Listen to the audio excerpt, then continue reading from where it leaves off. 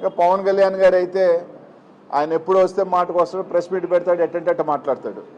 ఈరోజు ఇట్లా అంతా జరుగుతూ ఉన్నా కనీసం మాట ఎత్తే పరిస్థితి లేదు. ఒక రౌడీ రాజకీయంగా ఈరోజు ఒకటే చెప్తా ఉన్నాం, జగన్మోహన్ రెడ్డి గారు మేము కూడా 5 సంవత్సరాలు పరిపాలన చేసాం. ఇదే రకమైన పరిపాలన మీరు చెప్తున్న రాజారెడ్డి రాజకీయం కానీ రాయలసీమ ఫ్యాక్షనిజం కానీ జగన్మోహన్ రెడ్డి గారు చూపించుంటే,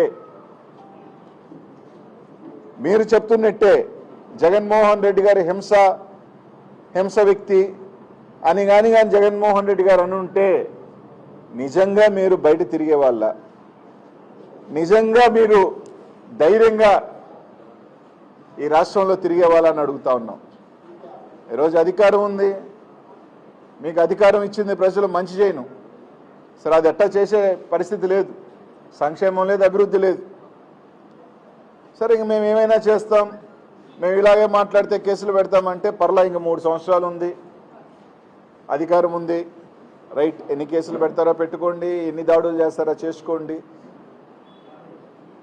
మీరు ఎంత బంతిని గోడకేసి కొడితే బలంగా వెనక్కి అలాగే వస్తుంది. 2029లో ఈ రాష్ట్ర ప్రజలు తీర్పిస్తారు. ఇదే విధంగా కానీ మీరు కొనసాగితే తప్పకుండా ఇంతే రెట్టింపుతో మీకు కూడా బలంగా ఇలాంటివే ఇంతకన్నా పెద్ద ఎత్తున జరుగుతాయి.